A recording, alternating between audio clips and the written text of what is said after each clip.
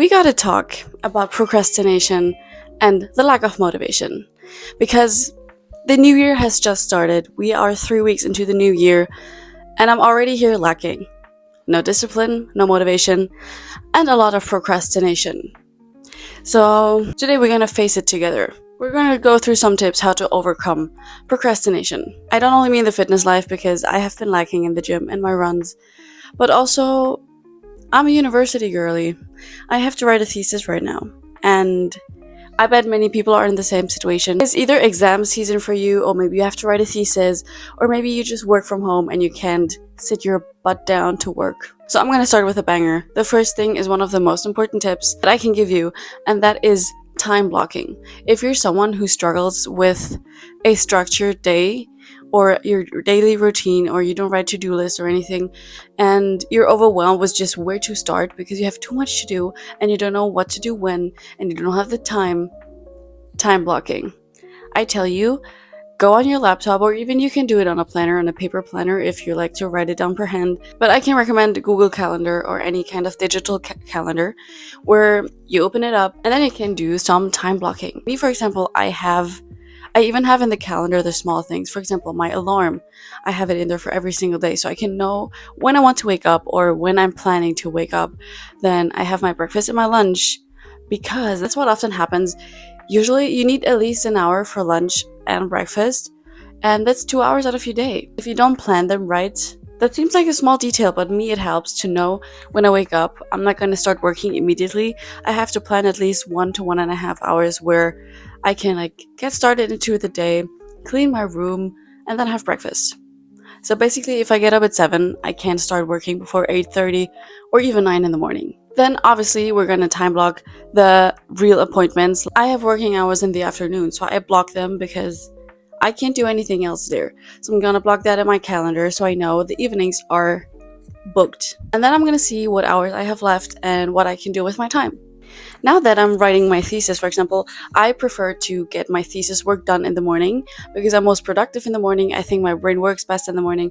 So after my wake up, maybe getting some things done, breakfast, I'm going to start with a time block of a few hours where I get into my thesis work. So I block that. And that doesn't mean that I have to get 4 to 5 hours of thesis work done every morning, but it just means that that time is blocked. So if anybody asks me, do you have time that morning? I'm going to say no. In my calendar, I have written that I'm going to work on my thesis there, and that gives me enough time to work on it. If I don't need all that time, also fine. At least I don't plan too many things at the same time, and then I get stuck with too many things at the same time, if that makes sense. So you have to prioritize what are the things you really have to do, and maybe you even have a deadline. For me, it's my thesis, for example, and that takes a lot of time.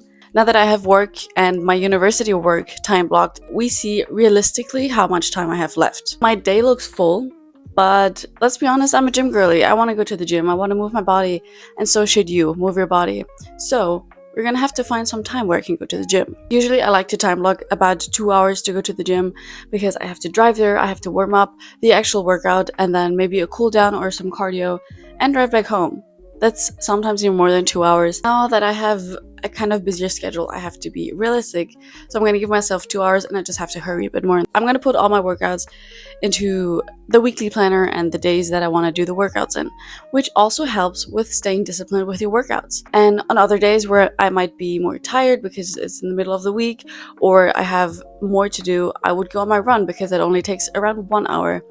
And that's how you can schedule your week and kind of have a plan on how busy you are on certain days, or how to fit your workouts around your work. I love to do this always on Sunday, where I do kind of a reset routine and also plan my next week so I know what's ahead of me. Also, if I have some appointments, and just so I know that I can get everything done in that week that I want to achieve. For one, that helps with the discipline and also the motivation, because you can see how much you can actually accomplish in 1 week. You can do a lot. That's so many hours. Even if you have a 9 to 5 job, or you have certain hours where you have to work, you can still get shit done around the working hours. And that's why a planner is so helpful. So that's my tip number 1, time block. It will save your life, literally. Or at least it will save you some time. Then the next tip that I can give you, for me at least, because I'm someone who has to work from home, or I'm a student. I don't have to go to university or to a library to write my thesis, so which is very comfortable.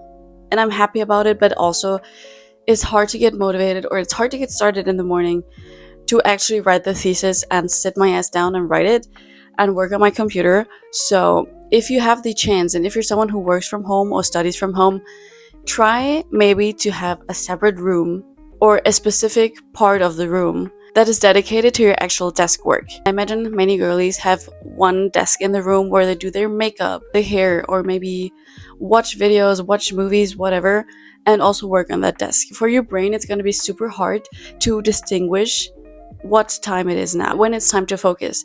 Because if you sit on the desk with your computer watching a movie, and then your brain has to switch in the same situation with the same computer to start to work, it's going to make it much more harder to make the switch. And if you have a different room, or let's say a different desk, if you don't have a separate room, you can just say, this is my desk to do my makeup, and then as soon as I go to the different desk or sit somewhere else, go to a different room, it is time to focus. And then you have to bring yourself to be strict and also not do anything else there. Don't start watching videos or TikToks or whatever. Maybe even leave your phone in a different room. You have to find a way for yourself to give your brain the possibility to distinguish between those two places.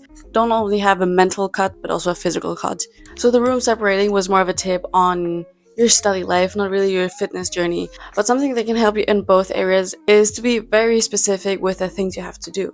I'm going to use my example with a thesis. I know I have to write the thesis, but that's like a 2-month project, and I don't really know where to start, where to end. I don't know the specific steps. So if I write the thesis, I'm going to get overwhelmed because I don't know where to start. So try to be more specific and really break it down to the first few steps that you have to do. I wrote down, okay, read 2 papers, analyze the papers, make notes on the papers, start a new Word document, and think about the formation and everything. So try to be more specific, so when it comes to the actual work, you know, you don't only have to write the thesis, but you know you have to read the paper and make notes on it. It's going to make it much more easier to actually start. It's the same in the gym. I don't think many people go to the gym without thinking about what they're going to train that day. Like I just mentioned, I have fixed in my planner that it's leg day on Monday. So I know exactly when I walk in there, I'm going to go on the treadmill, then I'm going to stretch, and then I'm going to do hip thrust, leg press, and so on. So I have the schedule planned ahead, so I know where to start. That helps me not to get overwhelmed, or it helps me to start sooner. I don't have to think about or ruminate about what I'm actually going to do. Even if it's your run, if you want to go for a run, but you don't know where to go on a run, try to make the route, try to plan it ahead, and then when it comes to the actual run, you can just leave. You can go and you know exactly where you go, and you don't have to spend time to think about what route you're going to run. Because you have to think about it that way. The lower the barrier is to enter, the easier it's going to be to start and also to keep going. That's why people say it's so much better to create systems instead of goals, because the systems are actually going to get you there. Because in the system you have written down, or at least you know, which steps you have to take. And that also shows that discipline is not about willpower, actually. It's just to have the system and to have the small steps where you know what you have to do. And that makes discipline easier. And guess what? You don't need motivation if you have the systems. So it's kind of a cheat code. The next one is a very powerful tool that I can give you. And that is the 5-second rule. You may have heard of the 5-second rule, but honestly, it changed my life. I tell you, it changed my life. As a person that cannot for the life of me get out of bed in the morning, even though I have a lot to do and I need the hours of the day and I want to be productive. It's not like I don't want to be. It is so freaking hard for me to get out of bed. And the 5-second rule is a game changer. So how does it work? As soon as you have the urge to take action, or you have the thought of, I have to do this, or I want to do this, you have exactly 5 seconds until you are going to do it. The longer you think about it, the more you're going to hesitate to do it. Your brain is going to gather a lot of reasons not to do it, or it's going to think about, should I not? You have the pros, you have the cons. The more you think about it, the lower the chances that you're actually going to do it. So if you count down from 5, 4, 3, 2, 1, it interrupts the hesitation and the thought pattern you have at the moment. It's going to give you the push that you need to physically start the task. If you're wondering why it works, I can tell you why. Actually, counting backwards, it helps to interrupt the automatic thought patterns in your brain, which are the ones that lead to procrastination or even doubts. It also engages your prefrontal cortex, which shifts your brain from emotions and laziness to the action that you want to take. And in my last video, if you haven't watched it, go watch it. I talked about how important it is to keep the promises you make to yourself, because like you have a friend, and if you know he's not reliable, would you rely on a friend that always cancels on you? I don't think so. So don't be that friend. If you keep repeating that, you're going to build your confidence and you're just going to get better. And it is so effective, the rule, because it simplifies the decision making, because you're not going to give your brain the chance to ruminate about it or think about the positive or the negatives, and you just tell your brain, no, you have 5 seconds, we're not going to think about it and we're just going to do it. So let's do it. And maybe start trying to using it with small habits. You're not going to be able to get out of bed and count down from 5 and like, I'm going to run a marathon now if I've never run before. That's not how it works. Obviously, if it's really just a thing you have to do, but for the life of you, you don't want to. Let's say it's cleaning your room. Count down for 5 seconds and then pick up the first thing you need to clean. And then you have the momentum and you're going to keep going. And one thing I don't think I really have to say, but don't be too hard on yourself. And give yourself breaks. I know many people have stressful days and have a lot of work and a lot of things they want to do and achieve, especially at the beginning of the year. But this is your reminder not to be too hard on yourself.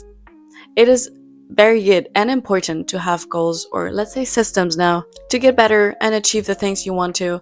But don't be too hard on yourself. You have to expect setbacks, and you also have to celebrate the small wins. Because if you just keep going and going and going without giving yourself a break or celebrating your wins, you're going to break eventually. So remember, you're just a human and you're allowed to make mistakes or take breaks. The important thing is to get back into it after you took the break. And that's actually the hardest thing, because many people are stuck in the black-white mentality and it's all or nothing. If I skip one day, I can just let it go and just leave it because it's not going to do anything. But imagine how your life would look like if you skip it for one day, but then you would go back into it, whatever the thing is you skipped. And even if that repeats in a cycle, like let's say every few days, every few weeks, think how far you would come. Because in all those weeks that you stuck to it, you're still gonna come further. So try to think about that. So those are a few tips that I hope that it can help you with your procrastination, if it's for your work or if it's for fitness. And if you need more tips or you don't know where to start and you need some advice, hit me up. I'm here for you. And guess what? I'm gonna go now and write my thesis. Because I have been filming this video instead of writing my thesis. Yeah, but I'm gonna do it now, I promise. So if you like this kind of content and the tips, please like and subscribe. And if you want to get some more tips, watch my last video. It's very helpful as well. And I hope now you can put your phone down or wherever you're watching the video and can start working on the things you want to work. So put down the video. Thanks for watching, and I will see you the next time.